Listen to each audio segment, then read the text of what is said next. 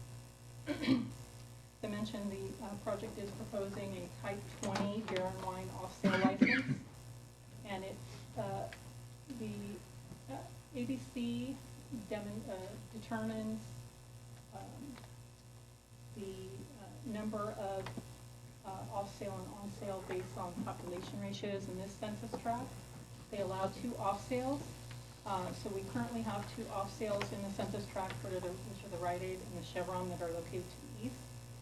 So therefore, ABC does require that we make a public convenience and necessity determination for the proposed Type 20 off-sale beer and wine license. Typically, ABC is looking at proximity to sensitive uses. So typically, they're looking for a separation of 600 feet from schools, parks, places of worship, and the project is more than 2,500 feet from all those types of uses. The property also, a portion of it is located in the multi-species habitat conservation plan. They were required to go through what's called a joint project review with the Riverside Conservation Authority and the wildlife agencies. And on August 19th of this year, the JPR was found consistent with the plan, subject to mitigation, which is included in the mitigated neg deck for the project. And the project did prepare an initial study in mitigated neg deck. It was circulated for a 30-day public review period from May 8th to June 9th. Staff did receive several agency comments from the South Coast Air Quality Management District, Beaumont Sherry Valley Water District, Caltrans, Torres Martinez, Desert Cahuilla Indians, the Rincon Band of Luiseño Indians, and the Agua Caliente Band of Cahuilla Indians. Those comment letters and responses to those comment letters are included in your packet. Required CUP and plot plan findings can be adequately met or included in your staff report.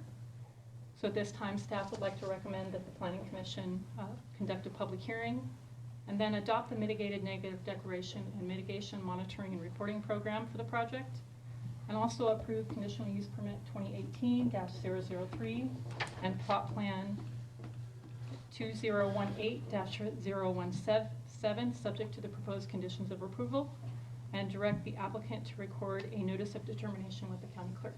This concludes my presentation. I'm happy to answer any questions that you may have.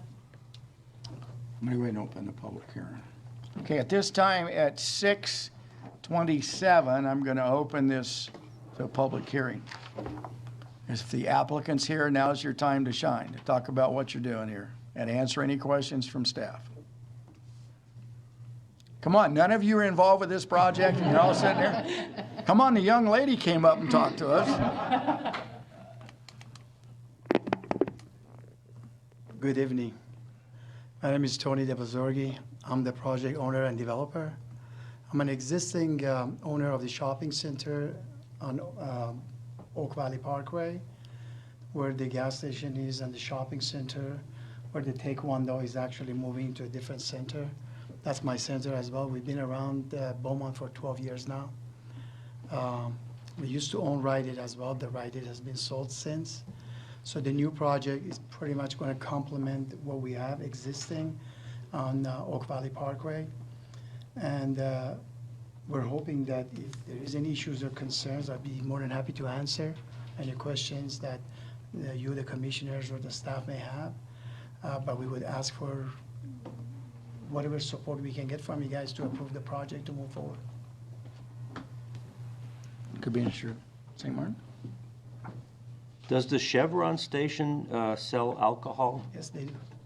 So why would you want to put another one just across the street? The sales of beer and wine off-site, you can't use it inside, right? It's basically a mandate also because the C-store is going to be a Circle K C-store. So it's a mandate that you gotta be able to sell those. So that's the reason that they do that. It's pretty much standard that for every gas station that you see around town. So you already have the license, We've already applied for it, ABC? and once we receive the approval from Okay. you all tonight, then the rest of it is be a formality through ABC. Okay. Commissioner Stevens? Yeah, so 8 fuel pumps, correct? That's 8 what- fuel pumps, 16 fueling positions. Okay, are any of those going to be diesel or? There's 4 on the corners, going to be diesel. Very similar to that we have at the Chevron station. Okay. As far as any sort of semi-truck or big rig coming in there, is that even a possibility, or? It is a possibility, and possibility, we've done the truck pathway, and it's been already approved. That actually gets through Chevron and their delivery of the fuel, and it's been approved already. Any other, what's that, E85, any other alternative fuels No, or? we have it at the existing Chevron station, but not on the new station. Commissioner Smith? So one of the conditions that is in there, I think is kind of important, is number 60 for shared access in the future. Since we don't want to have too many driveways that are coming off Oak Valley Parkway. The site plan as it is tonight, it would be challenging to have that, but you are over parked. So if a developer were to come in on the adjacent parcel, would you be willing to work with them? So I am actually purchasing our parcels from the owner of the rest of the property, Okay. which they are the owner of the hotel and also the golf course, along with the 25 acres around the hotel and next to our property towards the freeway. Okay. And the owner of the property is the Panda Express owner, Andrew, and I've known him for many, many years. We do have a reciprocating parking agreement in place already that's going to be recorded after this evening's approval. Okay. That will show that we will be reciprocating parking and also access agreement between us and the subsequent properties and projects that be coming in. That is great, thank you. I'm Absolutely. glad to hear that. Sure. And then I'm also, for staff, thank you for getting through the process of getting will serve letters from the water district as we get in here. So, that way all the ducks are in a row as we go through and look at approvals tonight, so. Okay, that was my question. A couple of questions. You own the Chevron? Yes, I do. We'd be talking about price of gas here for the night. No, I'm just kidding you. A couple things that I noticed when I was going through the comments, especially from the tribe. I noticed that it wasn't clear to me whether there was going to be a tribal representative on site during So I construction. can answer that if I may. Yes, please. We have already contacted them. There's actually documentation that we have provided to the staff as well. And they're basically waiting for the time that we start construction, and there will be oversight on their part. Okay. I understand. Okay. It was a little vague to me about whether there was going to be an archaeologist on site or whether it be a tribal member or archaeologist that the tribe selected. So that was one of my thoughts. The other thing is, a couple of comments from AQMD was that you had to have, I understand the charging stations for there was 5% has to be charging stations. But it made a comment about charging stations for the trucks. And I don't understand, how are you going to do that? Everything I've observed is the trucks come in, they turn off, they make their delivery, and they leave. That is correct. So what would we have as a charging station for trucks for their accessories? We're not, I'm going to refer to Amir, my partner, we're not planning on doing charging stations for the trucks, or Fred. Yeah, there are none. Okay, well, that was just something I read in the AQMD requirement. The EV charging station is an option that we do for every project, and I've been doing that for 32 years in Southern California. Okay. So the EV charging station, we put the infrastructure in place for a future use because everybody's planning eventually to go into electric vehicle. Okay. So we do that. But as far as a mandate to actually have it in place, there is none that we're aware of. Right, so those are additional recommended Okay, mitigation okay. measures, but they're not necessarily mandated. There are some centers, you'll see down like in San Gorgonio Village, that have opted in on doing that, and I think you'll see those down the road as that builds up, but it's additional requested, but not a requirement through the air quality analysis or any of those measures. Those will come back to us? Which ones? Oh, the EV, no, so actually that's a whole separate discussion. I can provide you some information on the streamlining that's required for putting in EV charging stations, but no, those won't come back to you guys. Okay, so when you construct this facility, you will put the infrastructure in place so that if you need to add the EV charging stations later, it doesn't mean going out and tearing Yeah, up the that's- pavement that's- again? That's automatic, that we always do that, which is basically tubing, underground tubing and stuff, basically, that's all there is. Okay, and then the other one, I noticed that from the AQMD, and some of the recommendations for solar and all that, I understand, but they talked about the creations of an incentives for the employees to ride share and all of that. How do you do that? All these ones that you're referring to are the additional recommendations, but not requirements. So I don't know that we would, Yeah, I was just adding, yeah, I understand. But just to add on, I can, at the existing station, we have a number of employees who travel from Ontario, from Rialto into Beaumont. Right, And there's quite a bit of, carpool sharing that they're doing together. So if you're saying, do people do that? Yes, there's a number of employees existing at the other station that they do that. But is there a mandate for us to ask them that they got to do that? No, there no, I realized it was a recommendation, I was just curious how you eventually would approach something like that. Yeah, because I go down there quite a bit, so I see where your employees park. And sometimes it gets crowded down there. But other than that, I don't. Oh, I have one other question. Now, you got the Circle K coming in, and the 76 station. Right. Who's going to be the drive-through? The drive-through, for the time being, we don't know yet. We have not identified. Really? Any recommendation? Huh? Do you have any recommendation? No. No, because if it's up to me, I want to see a full-blown, sit-down, top-notch restaurant here. So, And, no. and there will be a number of them coming to the west of us through the Panera Express people. They're working on a project to do all that. Okay, so one other question, and it's offbeat a little bit. Yeah. Is you're going to purchase the land between you and the hotel? No, I'm purchasing the land right on the corner, Oh, okay, right on the corner. okay. Circle, is it Golf Circle Drive? Yes, Right, yeah, Golf Circle Drive. Okay. Oak Valley Parkway. okay. That's all I have, so can I? Okay, if you have no other comments, I'm going to close the public hearing. No other comments? Thank you for your comments. And I'm going to close the public hearing at 6:40. And at this time, I will entertain a motion to approve a negative declaration for CUP 2018-0023 and plot plan PP 2018-1 or 0147, subject to the conditions of approval from staff. So moved. I'll second. Okay, I have a motion and a second to approve CUP 2018-0023 and plot plan 2018-0147. Commissioner Stevens? Yes. Commissioner Smith? Yes. Vice Chairman St. Martin? Yes. Chairman Tinker? Yes. Thank you all. Thank you. Thank you. Thank you. Okay, be looking at the gas prices. I'm just teasing with you. Okay, now we're gonna go to item number 5, update proposed on the 6th cycle of the RHNA mythology, and that's from staff. yes, good evening, Chairman Tinker, Commissioners.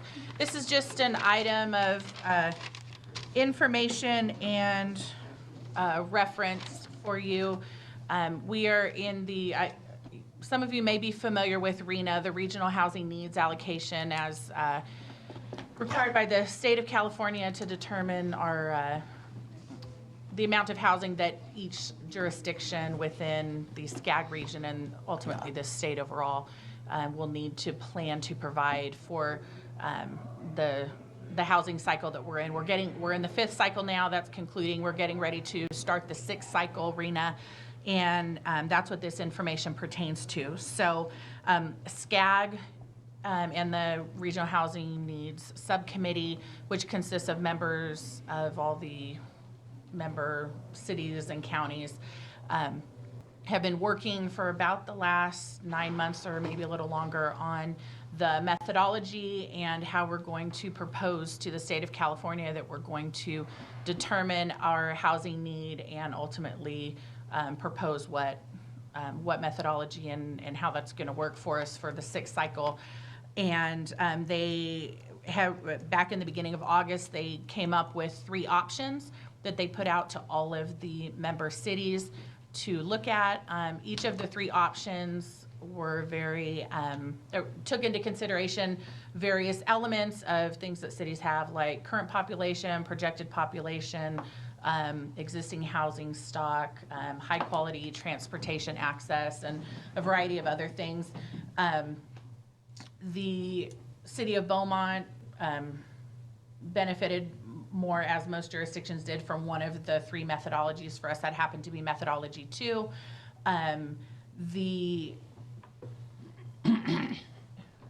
Basically, at this point, what we're doing is looking at the methodologies, determining what's best for each city. Each city has the opportunity to comment to SCAG and let them know what we would like to see. The city has done that. In our 5th cycle, we had a RENA allocation of somewhere about 5,400 houses that we needed to plan for and ideally build. And those were dispersed among various income levels, very low, low, mod, above mod.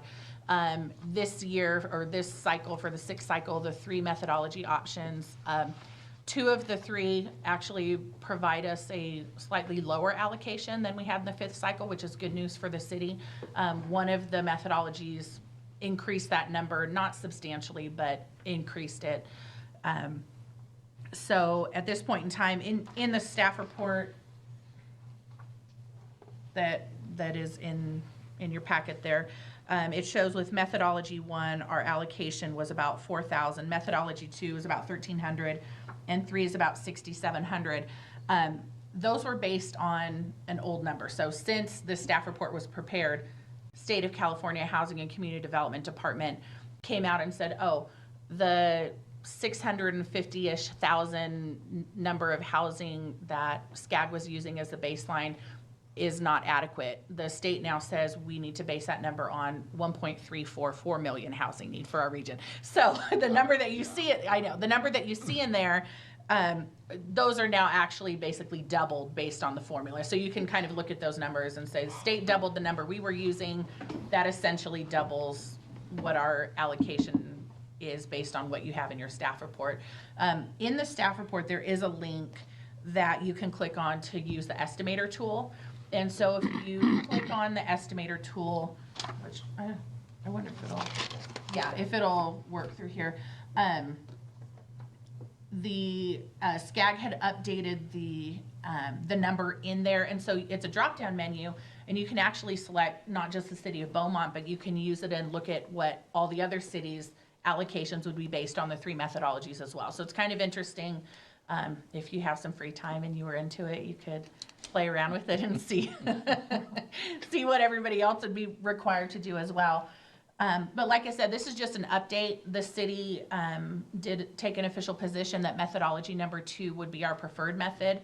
That doesn't guarantee that that's the method that will be selected or that that's what we'll end up with, but we're doing our due diligence at this point and participating at the greatest extent possible and providing our input as much as we can. I'm sure I'll be back to you within the next 2 months or so to give another update on what's happened from this point. Like I said, just since this staff report was written to this point now, there's been changes. It's my understanding that SCAG is not satisfied with the number that the state is using, so there's probably going to be some additional very serious discussion that's going to take place. And then ultimately the SCAG RENA subcommittee will have to make a recommendation to their full board on what methodology that they should select to then submit to the state of California for their ultimate approval. So we do have a ways to go, but what most perceive as the most significant step, which is looking at what we're going to be required to incorporate into our next cycle housing element, has essentially been established. Do they consider the infrastructure, the water supply, any of that? No, so unfortunately, they do not. And that's something that I have weighed in on as I've been participating in this since it started. Multiple times I've commented to SCAG staff as well as at WRCOG with the discussions that we have there about this. We're unique in the sense that we don't control our own water. So a lot of cities have their own municipal water district, and they don't face the same challenges that we do with securing will serve letters for residential development or commercial development for that matter in most cases. So we are on record as having concerns with that. That at this level, I don't think that that's quite as significant an issue as it will be when we look at the implementation. What's being discussed in Sacramento at this point in time could have much greater implications beyond just the number of what we're going to be required to plan for. There's discussion of, linking various types of funding to not making progress towards meeting your housing requirements. There are, which that's probably the biggest one. I could probably stop right there with the other discussions. But anyway, obviously that's, most agencies are opposed to that for whatever reason. Us, that would affect significantly because if we can't control water, then we can't build residential if it can't be served. So we are working diligently with the water district. They have, been a good neighbor working with will serve letters on our commercial developments. We have not had a lot of residential development, as you know, come through. So we haven't had to cross that bridge quite yet. But we are in good communication with them. And, as this process moves forward, I'm sure there will be many discussions to be had with the water district about how we can possibly work to make progress. When we redid this housing program, about 4 years ago, something like that, 3 or 4 years ago, we redid it. One of the concerns or one of the questions that we had was infill projects.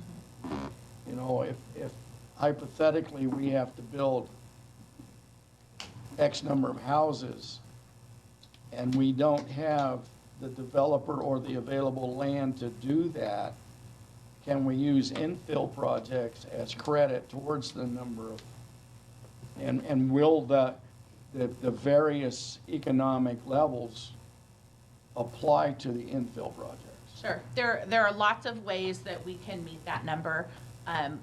All of the new housing counts in our numbers to show what we've built. It's whether or not we meet the various levels. Like almost everything we've built on this last reporting cycle that I sent up to the state a few months ago was above moderate.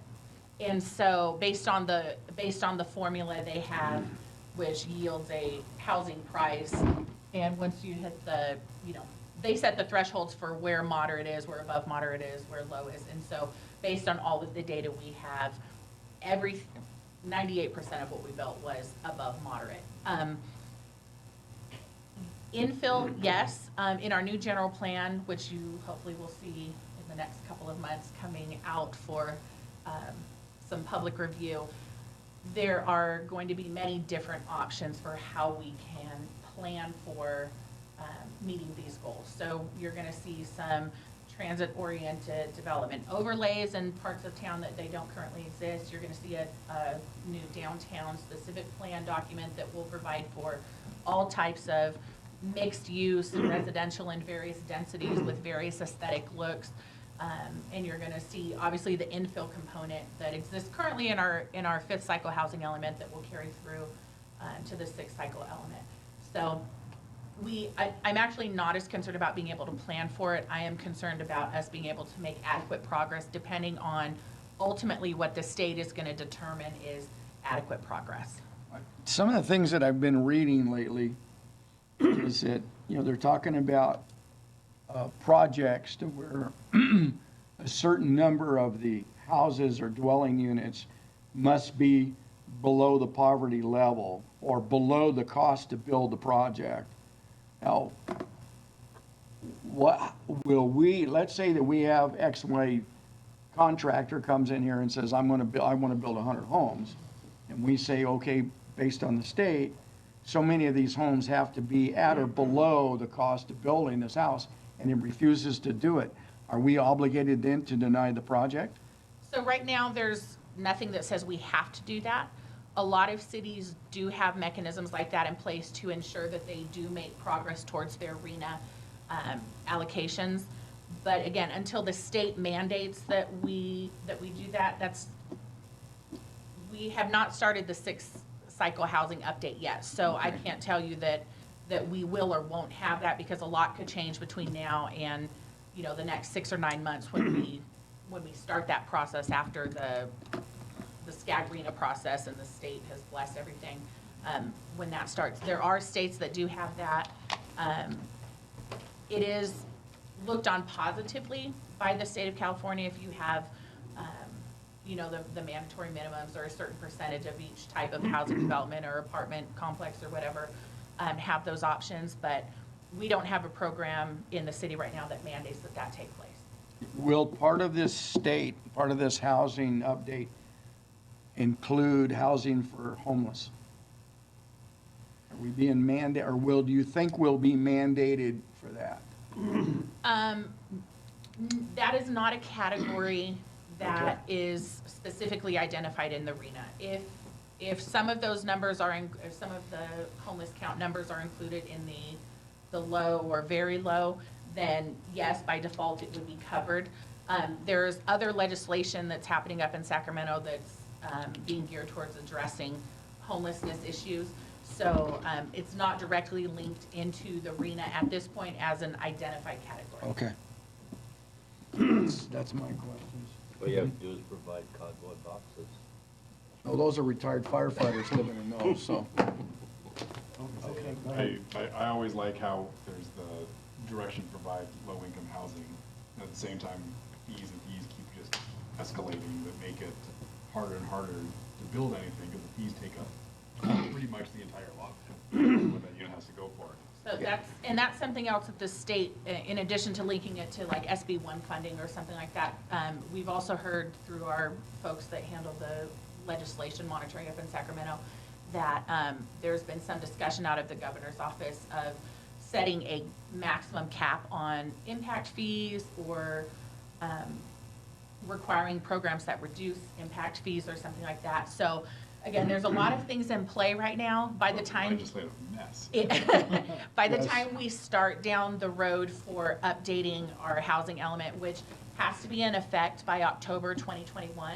So I anticipate probably right around the time we get the general plan wrapped up, going out to RFP to then start the housing element, and that should give us enough time to get that, you know, completed and vetted and through the approval process with you guys and city council, and have it in place in time to meet the state's requirements so that we stay compliant. So would it be through the housing element that a program that would require multifamily type projects to provide a certain level of units at each level, is that through the housing element that would be implemented? Typically, that's where you would see it. Some cities incorporate it through the general plan, which technically the housing element is a part of. Ours is a little bit off cycle, so that's why it's being handled through the housing element itself. But yeah, typically that's where you would see it. Okay. And then what about? Sorry, No, you're on a roll, keep going. You know, if we're looking kind of in the core of town, and if legislation similar to Oregon's comes down where they're going to allow you to subdivide or split your renting units, does that count towards our housing allotment? The second or ADUs, the additional dwelling units or accessory dwelling units, currently count. Okay. So we do report those to the state, so every ADU is counted and it goes. Absolute number of units, however they're created, wherever they're created. Yeah. Okay. One of the things that, I don't want to beat this up, but, you know, if you go out to, and you know this as well as any of us, if you go out to build a house right now, the permit fees alone virtually drive people away from developing single-family residence. I mean, you've got to be bankrolled by the millions because of the cost of fees. And then the brilliant individuals we have in Sacramento, they come out and say, okay, now we're going to add this much more requirement onto your house, which adds another $10,000 or $20,000. Somebody needs to stop and think about, okay, yeah, it's expensive, but every time you make another mandate, you add another $10,000, $15,000, $20,000 to this house. So how are we going to tell a developer, hey, bud, by the way, you want to build 100 houses and we want 20 of them to be designated low income. In these cases, they're going to just start going, enough's enough. And the developers are working with their organizations, and there's lots of organizations at the state that are making that exact case, is that there's, for every law that comes by and says we're gonna charge a fee to support a low-income housing project, well, that's just increasing fees on Yeah. other projects, you know, so there's, at some point, there'll be a reckoning, you know, and it's just how adept our legislature can be. I saw a how they report solve from it. BIA the other day, Building Industry, and it was just scathing, because another new proposal adds $20,000 to a single-family residence. Yeah, I'll keep you guys posted as we continue through this process. This was sort of the first monumental thing that I could bring to you, because it's just been a lot of discussion on discussion on discussion behind the scenes, you know, to get to this point. So, when I hear again what SCAG and HCD, you know, how that whole process goes, with the 1.344 million that has been allocated to our region, and then any of the legislation or any of the programs or any of the mandates that we think are serious enough to come down, I'll make sure and update you. And we do have a firm that is our lobbying firm that handles all of the legislation monitoring out of Sacramento, and they do provide legislative updates to us pretty regularly. So if I see anything noteworthy or think anything is serious enough, I'll make sure and pass it along to you guys with the rest of the update material that I'm giving you. No, I appreciate it. Any other comments for the planning staff? We now have an attorney here tonight, or is there anything you'd like to comment to us on? The meeting went really well, and enjoyed being here tonight. We were talking about possibly having us here more often. I think that, you know, staff would like that. I have, you know, come intermittently in the past. You know, honestly, my concern is the cost to the city of having us here. And so, you know, we talked about a number of different possible scenarios, one being that, you know, we come on an as-needed basis, another that we be here on a regular basis. And I don't think that staff has made a recommendation at this time, but I'm very happy to be here and appreciate being involved in the process. And so if you do need us here more often, we're more than happy to be here. I think one of the things that helps us, well, first, there's 3 members here that have been on the commission for quite a while. We have an outstanding staff that keeps us in line. But I think one of the things that we've experienced over the years is if it's a routine taekwondo approval, we don't need the attorney. Right. But if we've got something that, like this development here, where that we could err on a side of saying, no, we don't like it. Sometimes we need somebody to say, whoa, time out. You need to go back and think about this. And I think that's kind of where we're at. Yeah. And like I say, staff keeps us pretty much in line. Right. And we have the ability to contact staff and say, I don't understand this. Right. And I think that's kind of where we're at, is if it's something that we can get in trouble with, yeah, you need to be here. But if it's routine, you know.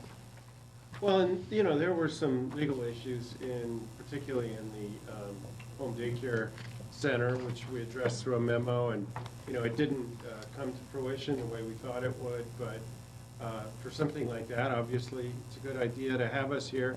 And I know the next meeting, staff and I were talking about the next meeting, there's going to be, you know, potentially a wireless ordinance and a massage ordinance, so. Oh, we're I'll be okay with the here. massage thing. It's wireless that we're in trouble with.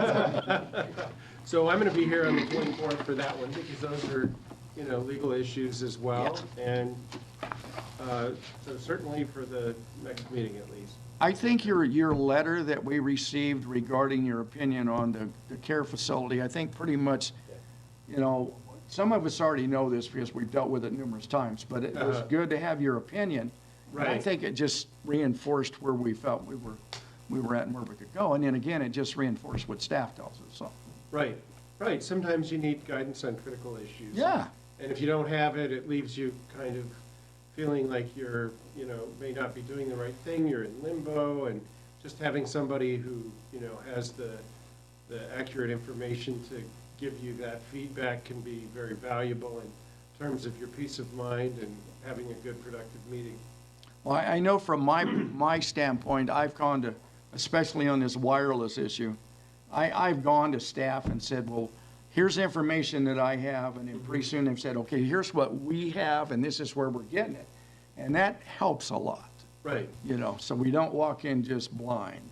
right. No, and staff, you know, obviously understands the issues very well and is very well studied in these things. You know, the assistance that an attorney can provide is usually on additional, more arcane issues or more complex issues. Yeah, like dealing with the FCC. Anything else from staff? Nope, we have our meeting on the 24th, and that's it for me for now. Anything, anybody else for staff? Okay, then at using the clock in the back of the room, at 7:02, I'm going to close the plan.